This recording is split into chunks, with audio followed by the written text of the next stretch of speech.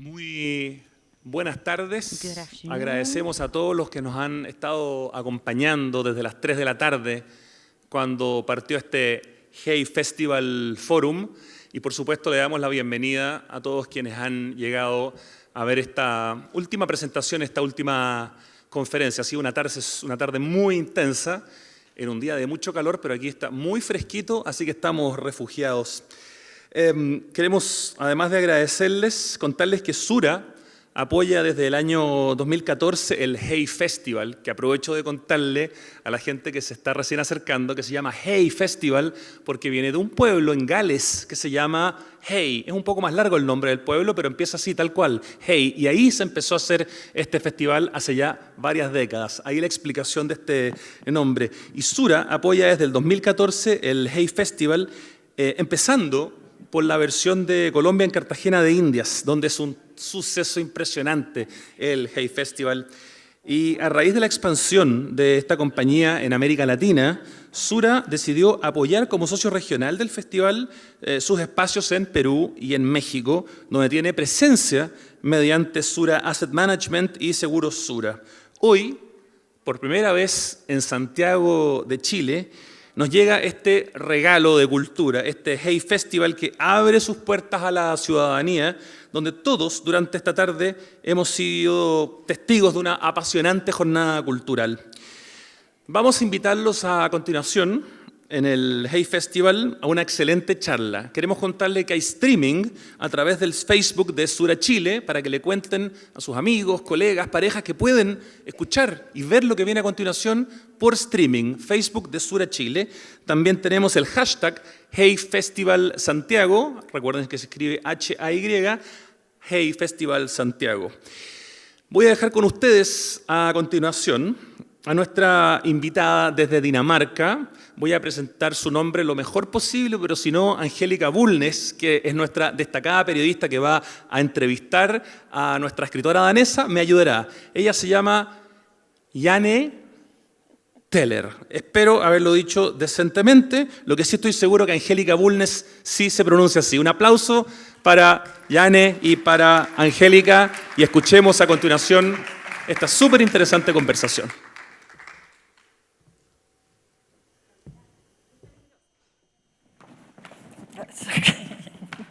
Gracias.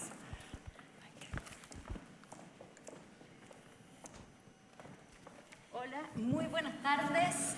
Muchas gracias a todos por estar aquí. Nosotros nos vemos mucho. Quienes están ahí, yo sé que hay varias caras conocidas porque me las encontré afuera antes de entrar y porque veo algunas saludando, pero bienvenidos, muchas gracias por estar aquí.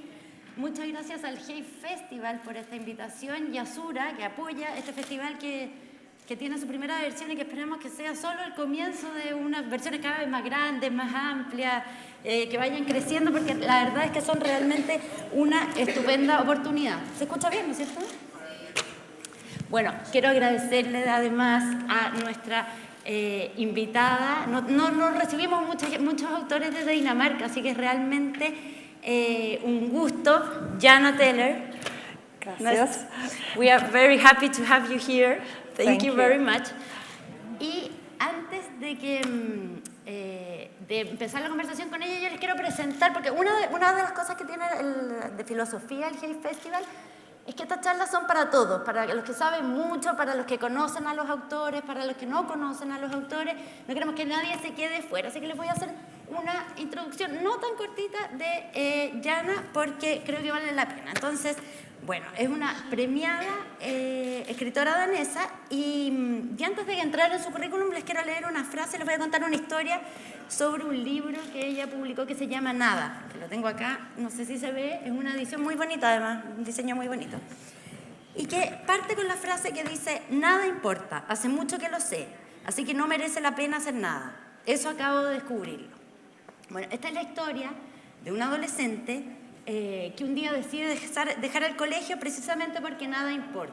Y entonces, ¿para qué? ¿Para qué ir al colegio? ¿Para qué hacer algo en esta vida? Y se preocupa de recordarles eso todos los días camino al colegio al resto de sus compañeros. Y empieza realmente a a revolverles la cabeza con esta situación. Y entonces ellos deciden que tienen que demostrarle que sí, que la vida importa, que ellos van a ser alguien, que hay cosas que tienen significado. Y para eso deciden cada uno de ellos empezar a sacrificar algo que sea muy valioso. Y van haciendo una pila de cosas que para ellos significan, cada uno tiene que entregar una cosa. Pero este juego empieza a escapárseles de las manos y se empieza a poner muy macabro, y es un libro muy cruel. Porque todo termina, porque se empieza a salir totalmente de control. El libro, cuando fue publicado, causó gran impacto, tanto que fue censurado en muchas partes. En los países nórdicos, después en Francia, no querían venderlo en muchas librerías, no querían poner los programas, fue muy atacado, y paralelamente a eso el libro empezó a recibir muchos premios y muy buena crítica. Y entonces, censura y por otro lado buena crítica es una mezcla explosiva, y el libro se empieza a convertir en una suerte de bestseller, y hoy día es realmente, está muy instalado y es parte incluso de planes de estudio.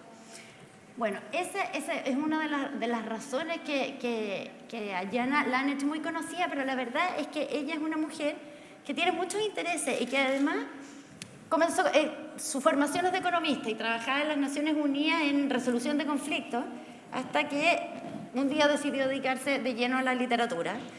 Ha publicado varios libros, hay varios publicados en castellano, como Guerra, que es un libro que hace la siguiente invitación. Dice: imagina que aquí estalla la guerra, que tienes que dejarlo todo y huir como refugiado a otro país. ¿Estás preparado para lo que sentirás cuando vivas en la piel del otro? Es básicamente un libro sobre la empatía que se ha publicado en how many languages? 16. 16. Because lo que ella ha hecho es que cada vez que lo publica en un nuevo idioma lo sitúa en un contexto distinto. O sea, por ejemplo, el que yo leí es en España y son españoles que tienen que refugiarse en Egipto. Pero hay otro sobre Colombia y hay otro sobre México. Y así. Entonces es un libro que nunca termina de escribirse porque siempre tiene nuevas versiones. Y además ella ha sido una activa persona en política, o sea, una activista política en muchas causas, de las cuales también nos va a contar, porque pareciera que le gusta mucho la política. Así que yo creo que ya ha hablado suficiente, vamos a dejar que ya nos explique ella misma. Thank you again for being here. And my first question is not very original. It's like, what happened that an economist with a very interesting job in the UN, in resolution of conflict, la resolución de conflictos internacionales, y de repente decide dedicarse a tiempo completo a la escritura, lo que parece ser un trabajo muy poco estable. ¿Qué sucedió ahí? Bueno, me gustaría decir buenas tardes. Estoy muy feliz de estar de vuelta en Santiago, y sí, de hecho fue lo contrario. Siempre escribí ficción desde que aprendí a escribir. Esta era mi forma de comunicarme. Y yo creo que en Dinamarca, yo provengo de una familia de inmigrantes. Mi madre llegó a Dinamarca de mano de la Cruz Roja y con el fin de ayudar a las personas a tener mejor alimentación, los llevaron a los países con mayores recursos. Mi padre también provenía de Alemania y también llegó a Dinamarca porque no quería ser alemán. Y dado que mi familia eran refugiados e inmigrantes, eran muy cercanos, y generalmente con las familias de inmigrantes que no tienen ningún tipo de educación, los niños deben tener una gran educación, es en la ingeniería, ser doctores o economistas, como fue mi caso. Y en Dinamarca, para poder ganar dinero en la escritura, esto es muy difícil. Y bueno, a mí me interesaba el mundo, así que estudié macroeconomía. Pensé que quizás podía trabajar como periodista alrededor del mundo y trabajar también como escritora. Y Cuando terminé de estudiar y trabajé para las Naciones Unidas alrededor del mundo, estaba escribiendo en las noches, pero no podía escribir los libros que realmente deseaba escribir porque no era tan bueno. Nunca eran tan buenos. Tenía muchos manuscritos que yo consideraba mi universidad para la escritura. Fue mi proceso de aprendizaje. Finalmente, cuando pagué mi deuda universitaria, ahora ya era el momento de dedicarme a tiempo completo a la escritura. Yo ahorré un poco, me fui a vivir un estudio en Dinamarca. Hay una vida política bastante caótica. Yo tenía mi bicicleta, mi departamento, pero estaba feliz porque finalmente podía escribir las historias que sentía que debía escribir. Y, Jenna, ¿qué era lo que tan desesperadamente deseabas comunicar? Es difícil explicarlo porque en ese momento yo no había sido capaz de decir por qué era más importante escribir las historias de mi imaginación que entregar ayuda humanitaria o ser parte de la búsqueda de paz en algún país. Dado que yo trabajé ahí en las Naciones Unidas como mano derecha de la persona a cargo de las misiones de paz, trabajaba con presidentes, ministros, gobernadores, y yo no podía imaginar un trabajo más interesante con la educación que yo tenía, un trabajo más valioso. Sin embargo, recuerdo haber tenido esta sensación de que yo tenía que escribir estas historias. Una noche en particular, justo antes de que teníamos un gran problema en el proceso de paz antes de las elecciones y el secretario general de las Naciones Unidas tenía que ir a Mozambique para ayudar a disminuir la presión para las elecciones. Y yo estaba escribiendo la noche anterior a que él llegara acerca del contexto político, dado que yo tenía que escribir las directrices de lo que se debían decir los presidentes, que debía escuchar, cuáles eran los compromisos que debíamos realizar. Y estaba pensando, yo no puedo hacer nada más interesante o más importante con la educación que tengo, pero yo sentía que otra persona podía hacer esto y que yo tenía que escribir mis historias. Y más adelante, esto lo veo, creo que todos nosotros tenemos diferentes habilidades y talentos y diferentes oportunidades, y cuando las combinamos hay algunas cosas que ustedes deben hacer en su vida y puede ser diferente para todas las personas. Algunos crían a sus hijos, otros cuidan sus granjas, otros ayudan a otras personas, pero yo sentía que tenía que escribir mis historias. Y también entendí mejor que la literatura es alimento para el alma, y si bien cuando existen guerras tenemos un alma y tenemos que continuar, porque si no, no logramos nada, incluso con la paz. Tenemos que tener una vida que valga la pena vivir como humanos, y la literatura para mí es parte de lo que alimenta el alma. Algunas personas lo hacen con diferentes formas de arte, con religión u otras cosas, pero para mí es la literatura, es contar historias. Y también me gustaría añadir que existe un ala política. Sí, las historias cambian en relación a lo que la gente piensa. Y en una democracia, al menos, quien gana la elección depende de las historias que nosotros creemos, pero también cómo cada persona piensa de su vida.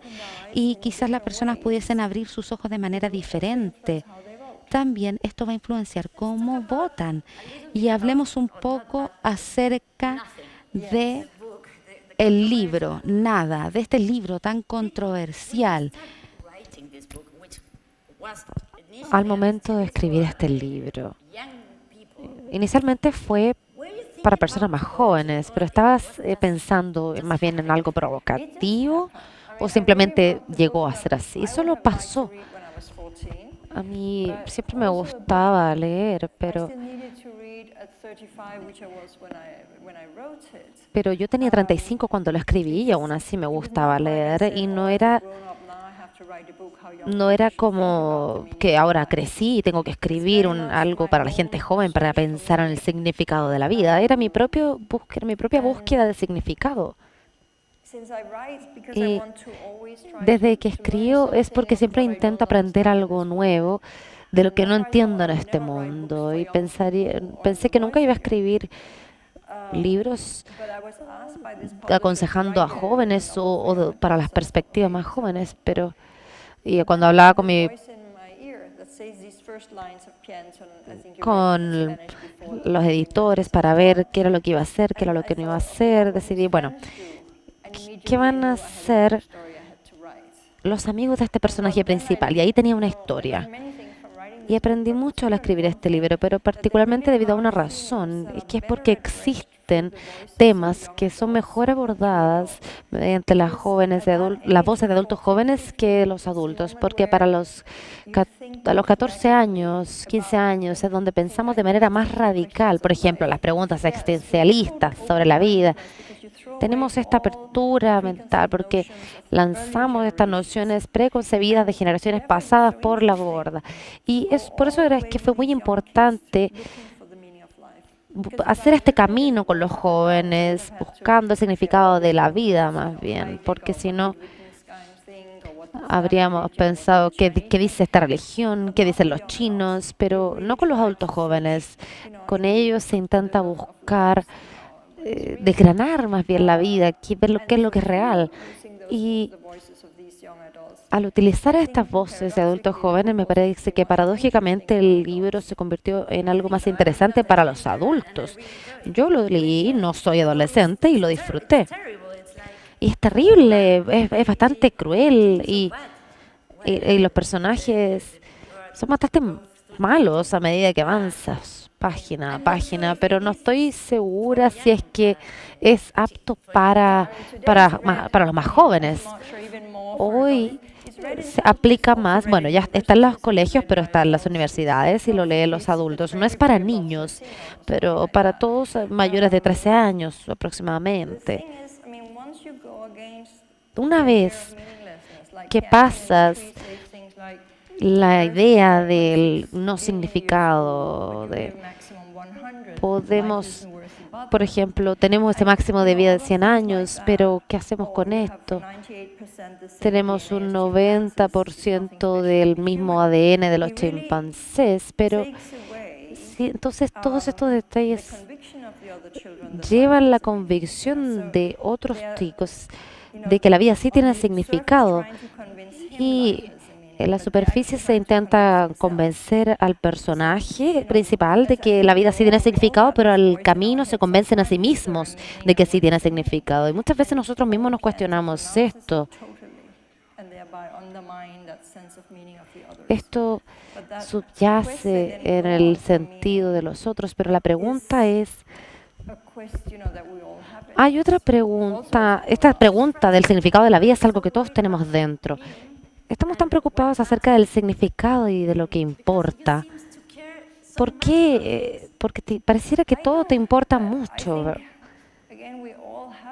Si todos, les repito, todos tenemos este cuestionamiento dentro de nosotros, y en ese momento en particular en mi vida, quizás era algo por lo que tenía que pasar, porque había publicado mi primera novela y había tenido un muy buen rendimiento, se tradujo a muchos idiomas y había cumplido mi sueño de cierta forma, que era poder ganarme la vida como escritora, y es saber que eso era importante también para las personas, pero aún así tenía ese sentido de que nada tenía significado. Pero al escribir este libro, extrañamente, a pesar de que no entrega respuestas fáciles y no tiene definitivamente un final feliz,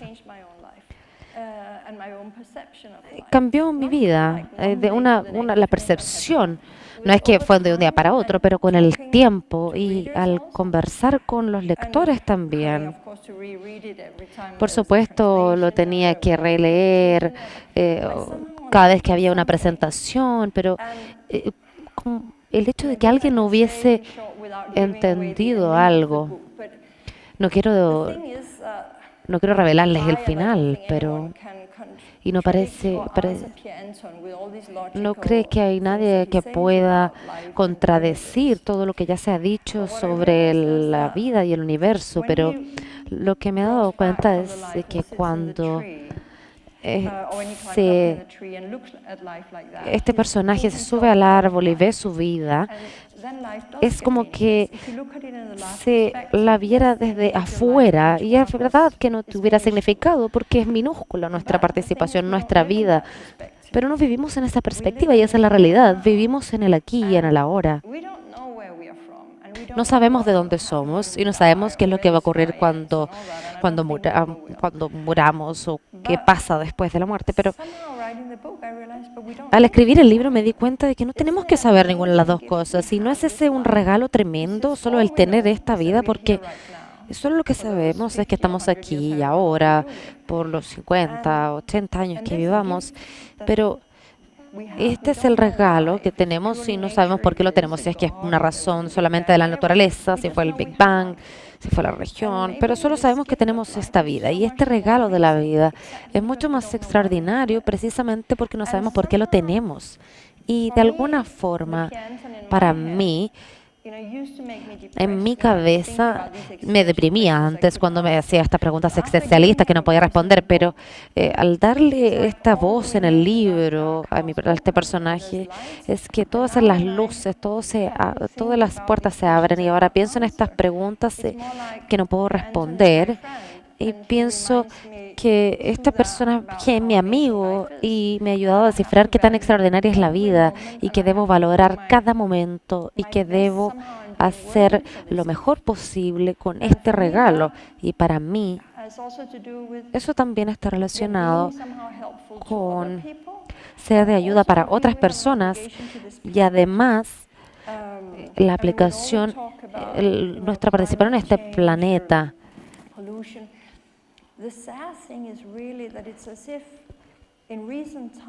Si es que en tiempos recientes los seres humanos hemos olvidado que cada generación somos los cuidadores de la tierra y siempre debemos vivir en esa pequeña área en la que vivimos nuestra vida mejor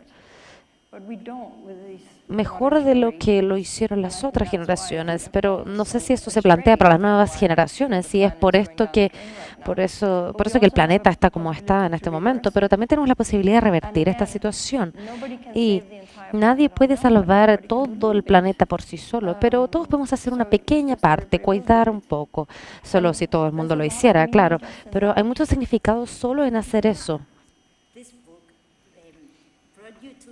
Este libro, hace surgir este tipo de reflexiones, pero para otras personas les pareció más bien que los jóvenes no debían leerlo. Y siempre, bueno, es sorprendente porque los niños de hoy juegan Fortnite y tienen estas vidas diferentes. Y este libro sí es cruel, pero no es particularmente violento. No es tan gráfico en su violencia, pero algo pasa con la redacción, pero genera esta reacción. Por favor, dígame acerca de la censura que recibió el libro. Fue muy extraño.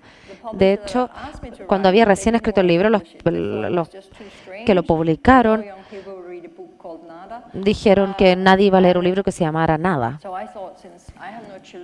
Así es que, como no conocía la literatura de los adolescentes, pensé que tenían razón, pero luego, un mes después, el editor llamó nuevamente y dijeron que lo iban a intentar porque su hija era adolescente, lo había leído y le había encantado, así es que decidieron publicarlo. Luego, los primeros 2 días después de que fue publicado, se compró y todos, causó esto, vendió como 600 copias, que era poco, pero luego recibió un premio de la nada. Y luego hubo todo un debate que se generó a partir de ese premio de lectura o narrativa adolescente. Decían que se debían, las bibliotecarias, los padres, todos decían que los jóvenes se iban a deprimir, que se iban a suicidar si lo leían, que debería estar prohibido para los más jóvenes. Y yo estaba impactada porque yo decía, todos los jóvenes tienen estas preguntas, estos cuestionamientos. Y eso es lo que está en mi libro. Hay mucha más violencia en estas historias de vampiros o lo que sea que lean, o en los juegos de computador. Pero en este libro sí, hay temas bastante duros, pero no está tan en detalle. Y además tiene un cuento, está más bien narrado como un cuento de hadas, pero así que no es tan realista, pero sí es fuerte. Y en algunas partes se censuró. Me parece que en el norte de Noruega se había prohibido la mayoría de los colegios. Y para mí era más bien chocante que un libro sin lenguaje vulgar o un poco y sin tanta violencia podría ser prohibido en la Europa de hoy. Me tardó muchos años el poder entender por qué había pasado. Y es más bien que hace que muchos adultos se sientan incómodos, porque ningún joven dice que otro joven no debería leerlo, que sea muy crudo, pero porque siempre ven una luz de esperanza, a pesar de que el libro tenga un final no feliz para los personajes. A medida que tú lo lees, no te da esa sensación, porque a pesar de que toda la crueldad que ocurre en el libro que se narra, los jóvenes encuentran un significado. Y es por esto que como un lector puedes vivir a través de la literatura y luego llegar a este aprendizaje y sabiduría de las historias del libro sin cometer las atrocidades que se narran. De todas formas, lo que me parece que es la razón para esas reacciones es que como adultos no podemos tomar nuestras decisiones en la vida. Siempre cuando llegas a mi edad puedes cambiar una dirección desde este punto, pero lo que hemos hecho en los últimos 30 años es el problema. Entonces, si es que querías una familia o no, si es que pensabas que el dinero era importante, si la carrera o la religión, esas son decisiones que ya no se pueden cambiar o no fácilmente. Y cuando no todo se cuestiona, todos los valores de la sociedad moderna, es más bien como sacar la alfombra del piso debajo de los pies de estas personas que han vivido más convencionalmente. Para nosotros en Chile, en Europa están mucho más avanzados en todos los rankings, en mejor calidad de vida, mejores lugares para trabajar, para vivir, los mejores colegios. Sin embargo, lo que nosotros recibimos en cuanto a literatura o televisión, me parece que hay algunas cosas del mundo nórdico que se han internacionalizado mucho. Por ejemplo, el libro de Mi Lucha, la serie, o la trilogía Millennium, o la serie de Killing, que se basa en una serie danesa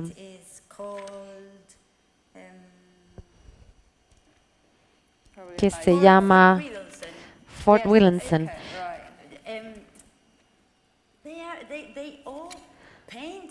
Todos pintan un escenario muy diferente, que es mucho más violento, no que sea el más feliz como nosotros siempre lo vemos. Y otro aspecto es que existe una gran distancia entre los niños, los adultos jóvenes y los adultos. También en su libro, ¿tiene alguna explicación para este efecto? ¿Qué es lo que ocurre? Yo nunca leo los thrillers, las ficciones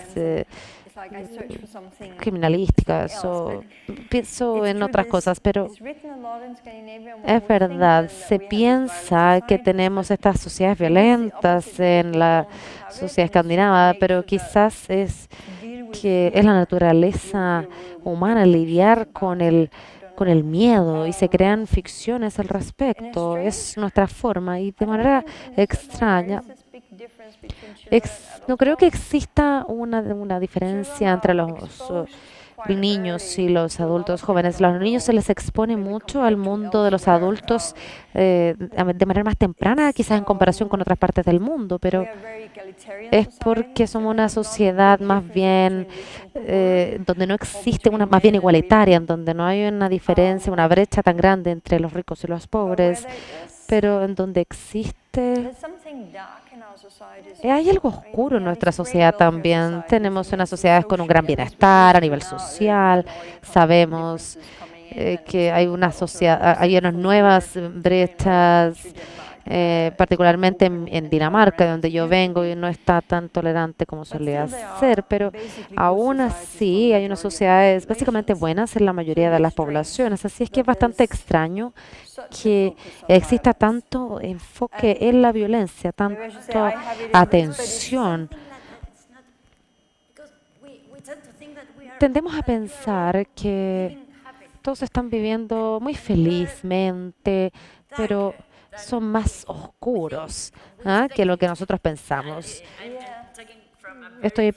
Y estoy hablando de muy pocas cosas, libros, pero estamos hablando de una realidad distinta, pero creo que tiene que ver con el clima de nuestra topografía, habiendo vivido, yo he vivido en muchos lugares del mundo, también en África, por ejemplo, pero no podemos decir que la vida sea fácil en países del norte de África. Y aún así las personas son mucho más felices que en Escandinavia. Y de hecho, me he dado cuenta de que sí importa donde tú creces. En Dinamarca es todo con mucho viento, es plano, hace mucho frío. Y las personas son un poco miserables la gran parte del tiempo. Y no siempre hablamos de gran felicidad. Es por eso que siempre aparecemos en los rankings de felicidad, pero es porque nosotros definimos el éxito como ser feliz y por eso siempre cumplimos con ese criterio. Muchas personas que se consideran felices o exitosas de repente sufren de cosas como depresión y creo que es por la naturaleza que nos rodea. I don't have a watch because we would like to ¿Cuánto llevamos? time for questions. Ya, tú avísame como en 10 minutos más para que le demos una palabra. Now I would like to And now we would like to talk about. Nos gustaría hablar de tu lado político, muchísimas de las cosas que hemos hablado, por ejemplo, es el feminismo. Te involucraste en el movimiento Me Too, ¿por qué? Bueno, yo me involucré porque creo que es muy importante, porque es una pared que nos oprime a nosotras como mujeres, se trata de poder y de hecho también me involucro por mis propias experiencias. Creo que todas las mujeres, e incluso algunos hombres, han debido lidiar con estas cosas y la primera vez que yo renuncié a las Naciones Unidas fue por una historia asociada a Me Too y de hecho yo no la he contado a la prensa. Y no es porque me avergüence o sienta timidez al contarla, pero cuando yo trabajaba en Nueva York, en una organización de desarrollo de las Naciones Unidas, y yo me volví la mano derecha de el jefe de la división. Y cuando tú trabajas en esta posición, a lo mejor un domingo en la tarde, si es que estamos viajando, quizás te quedas en un muy lindo hotel, luego de estar en la cena, a lo mejor el jefe quiere que trabajen en un discurso y podemos ir a su habitación quizás y él tuvo la idea de que podía tener una relación conmigo y nosotros siempre estamos intentando evitar estas situaciones de mantener otras personas en la habitación, pero al término fue todo tan terrible que tuve que ir al departamento de recursos humanos, esto fue en 1992, y de hecho me trataron muy bien, fueron muy empáticos, el director de personal, pero luego finalmente me dijo, sí, creemos tu historia, no había ninguna pregunta, pero no me podían ayudar porque él era jefe de la organización y porque también tenía mucho poder, su esposa había sido la compañera de habitación de la esposa de Bush, era amiga del presidente y es así como él logró tener esta posición, era la persona, el segundo al mando de las Naciones Unidas y había mucha presión para lidiar con esto.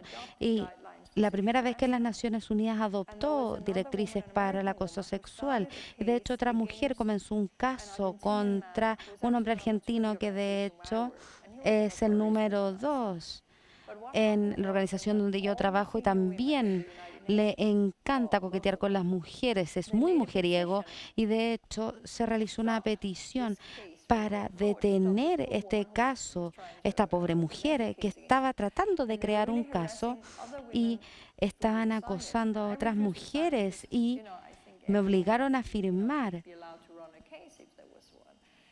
porque esto fue un gran problema con el firmar este documento. Yo ya sabía que si yo no había ganado un caso contra mi jefe, no hubiese tenido ningún apoyo. Y mi solución finalmente fue renunciar. ¿Pero qué pasó? ¿Él sigue ahí dando vueltas?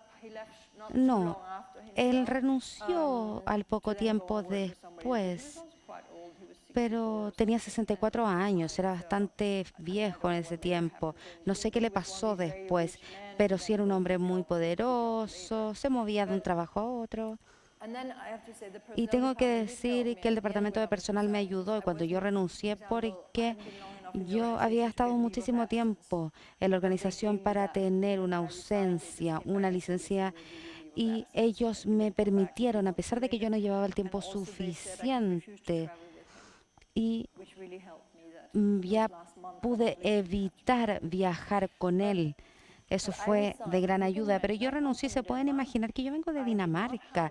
Yo no tenía mucha dependencia, que no tenía que pagar la educación de mis niños o alimentar una familia y tenía un país seguro al cual volver si yo lo decidía. Pero ¿qué sucede con todas las mujeres que no tienen esto?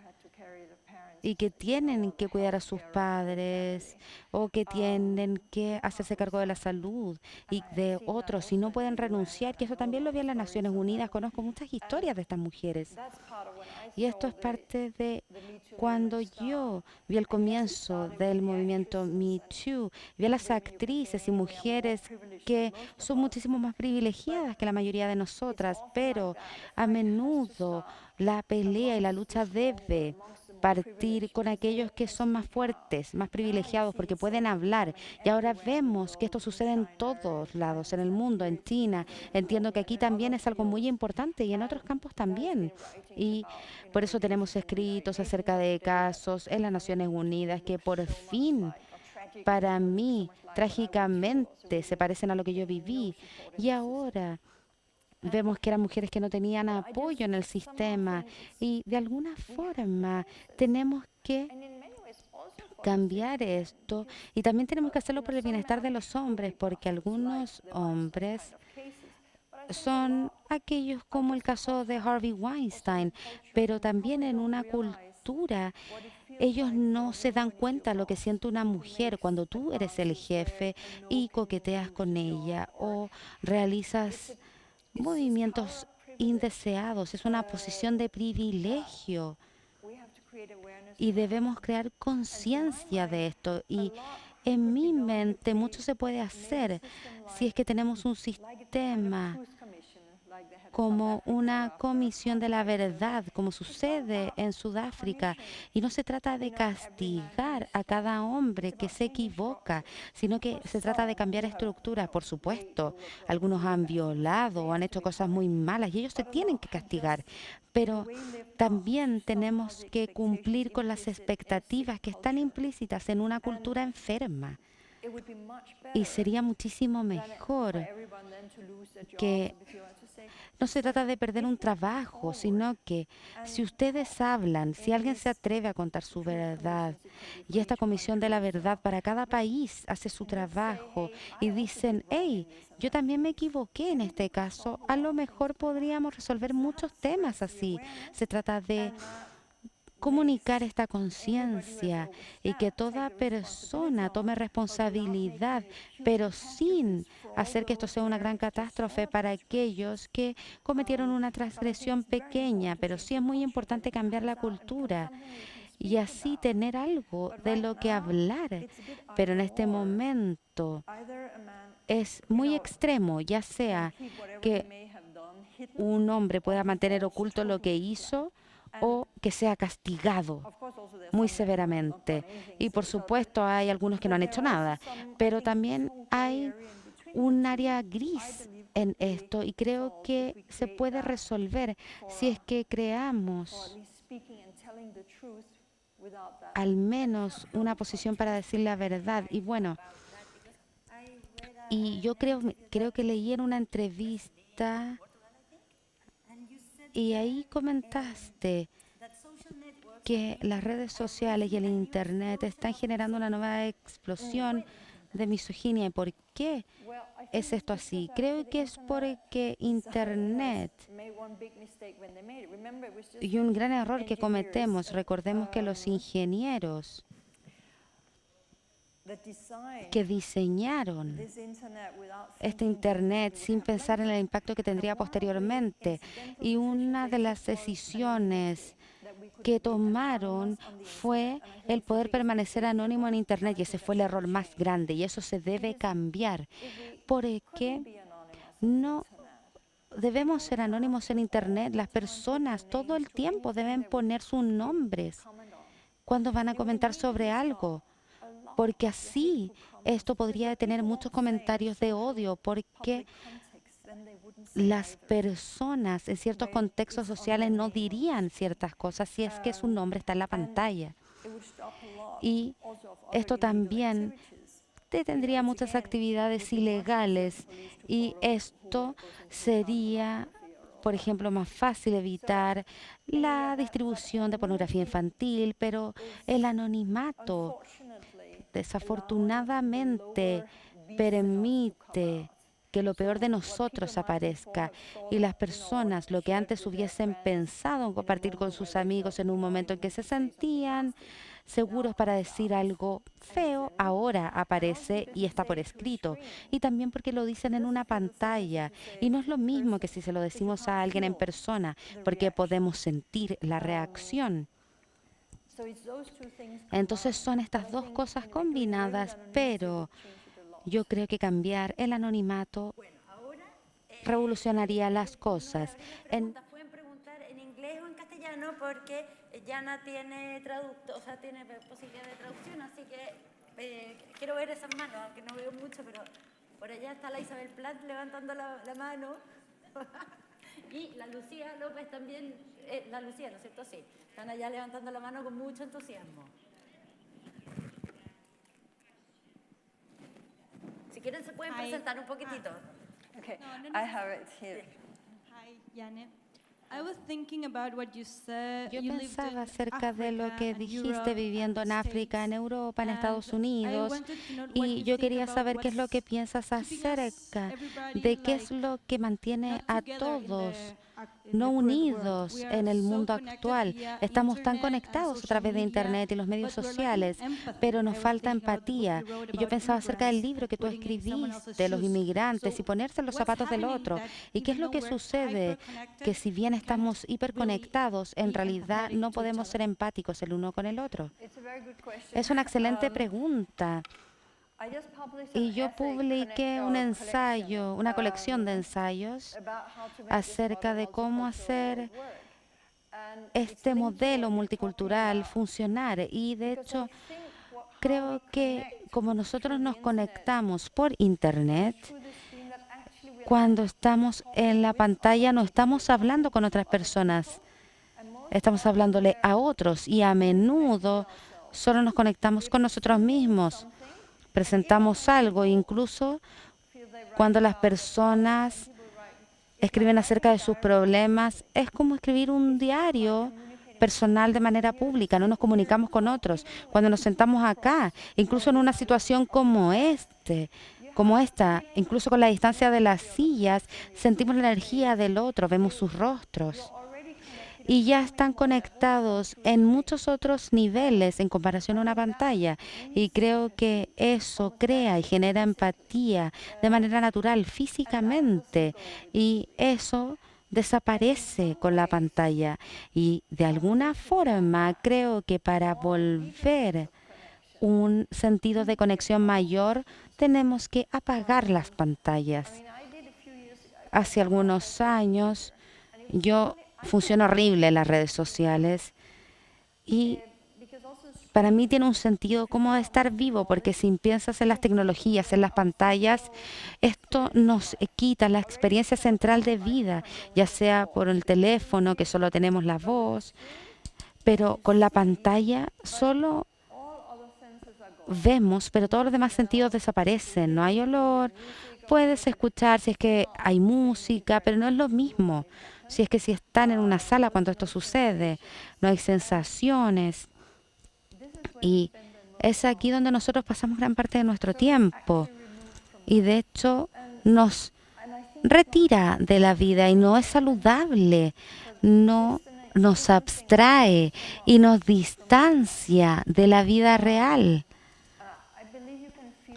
Y nos sentiríamos más conectados. Incluso si es que estamos lejos, al escribir cartas o solo saber algo, si piensan que algo está sucediendo, imaginan qué podrían sentir estas personas, se sentirían más conectados con ellos.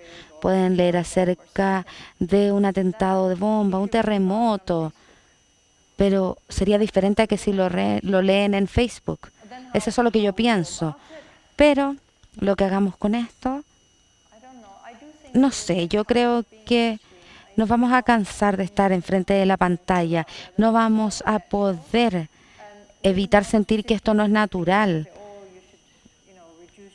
Y que sí, deberíamos reducir el tiempo en la pantalla porque con cómo vivimos nuestras vidas a veces no es posible. Pero sí creo que es muy poco saludable como seres biológicos y físicos. Más temprano que tarde vamos a tener que distanciarnos de las pantallas. ¿Cómo va a suceder? La verdad es que no lo sé.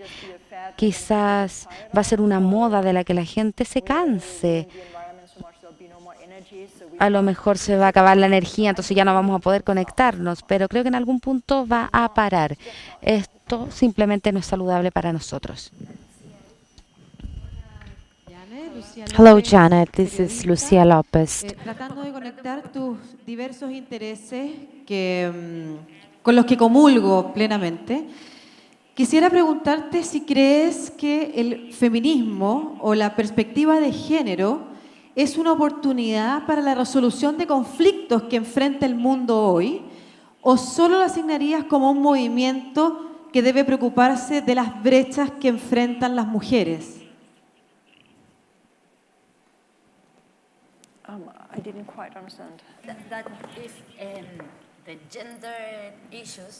Si los problemas de género y este movimiento es una oportunidad para la resolución de conflictos o simplemente es un movimiento para que las mujeres mejoren.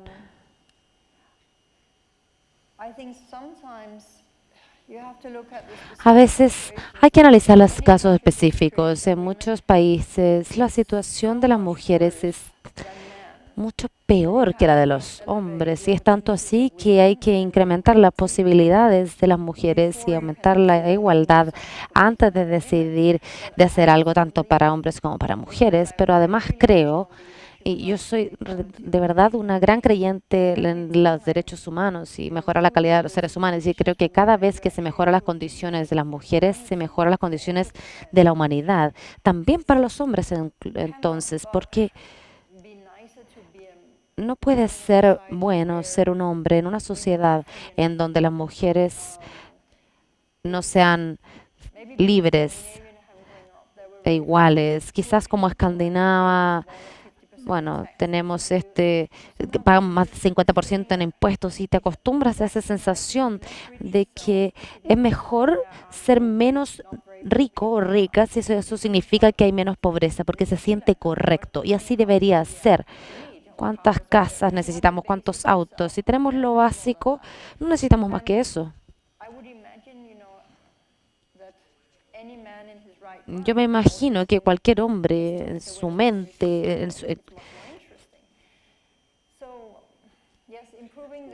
sería mucho más interesante si es que ese fuera el pensamiento, claro.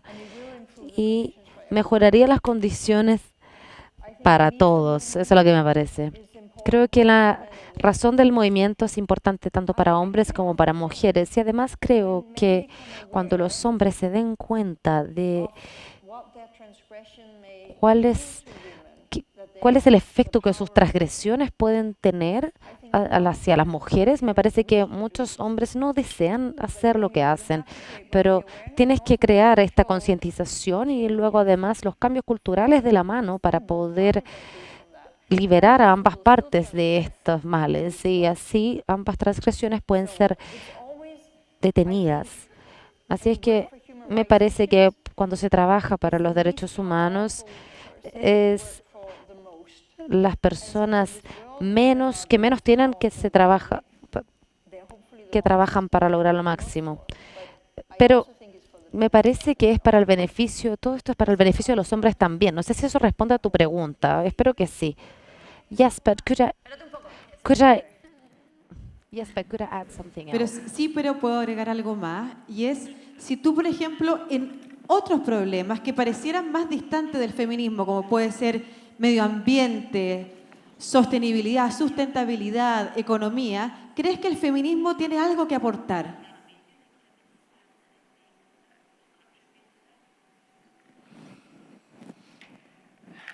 Yes, if you don't think Si es que no lo into any piensas, situation, si es que no piensas en una situación en particular, las diferencias de género presentan problemas, porque siempre estás lidiando con estructuras de poder.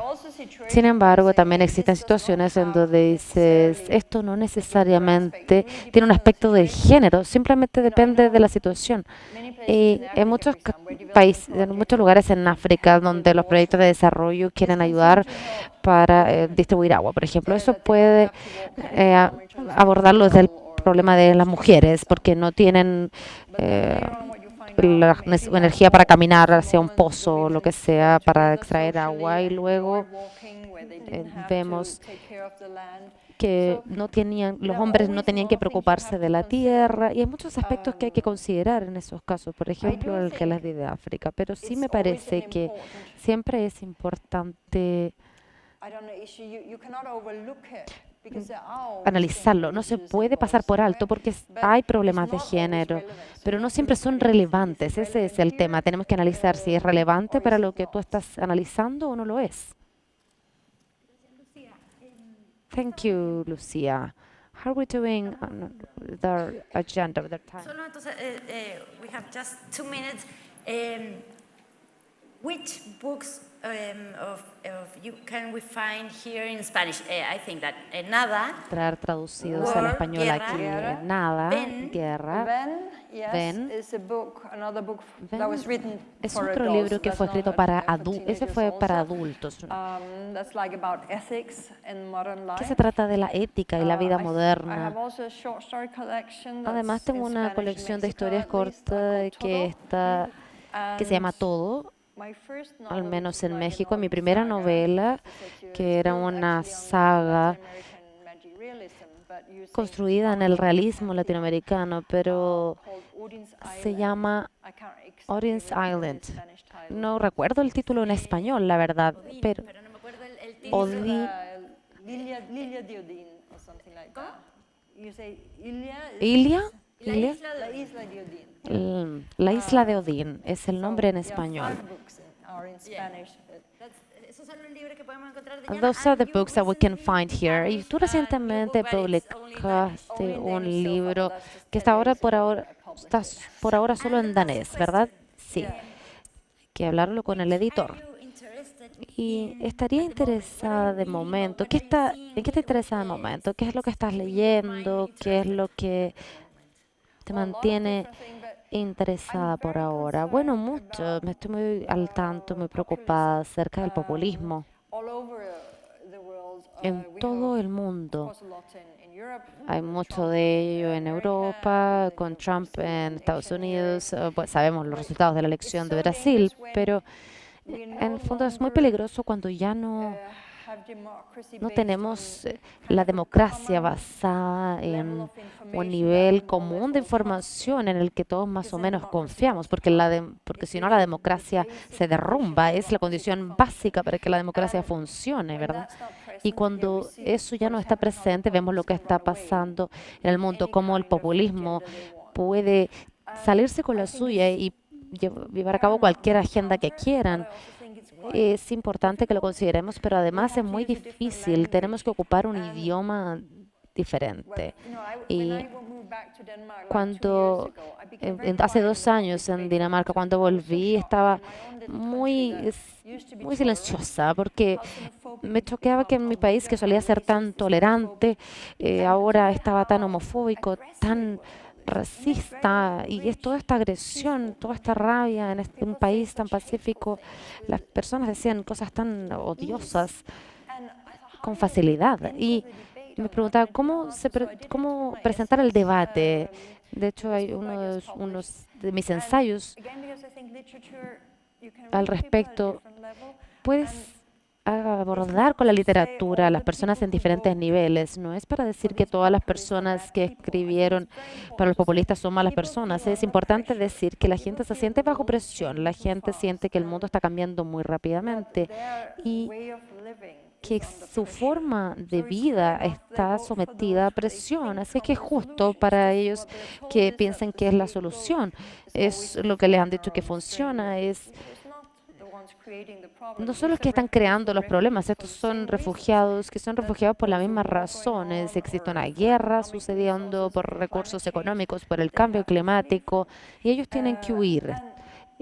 Y el problema real, me parece a mí, que es el capitalismo, que ha creado este esquema de las fraudes electorales. Vemos que en el Internet también se juegan papeles importantes de movimientos.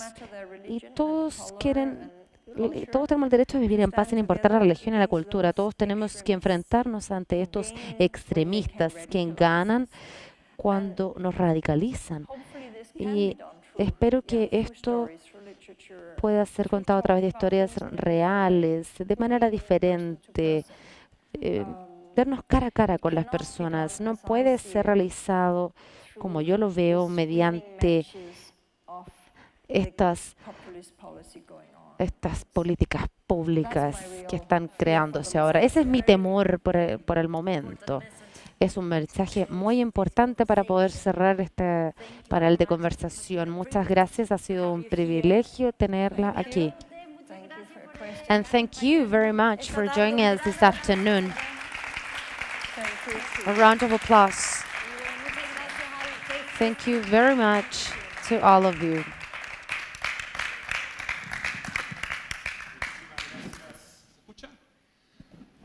Muchísimas gracias, Jana.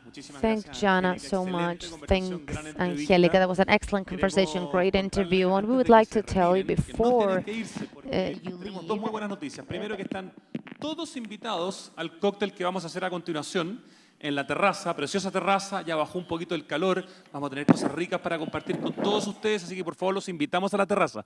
Y en el camino les van a entregar un número, vamos a sortear 2 libros, un libro de Jana y un libro también de Christoph. Así que además viene el regaloneo de los libros. Quiero darle las gracias a ustedes para esta primera edición del Hey Festival, en esta versión Forum que organiza Sura. La verdad que creo que ha sido un tremendo esfuerzo, es precioso lo que se ha logrado, así que el aplauso para ustedes y por supuesto para la empresa que está detrás de este gran festival mundial y latinoamericano. Vamos entonces a la terraza del Teatro San Ginés.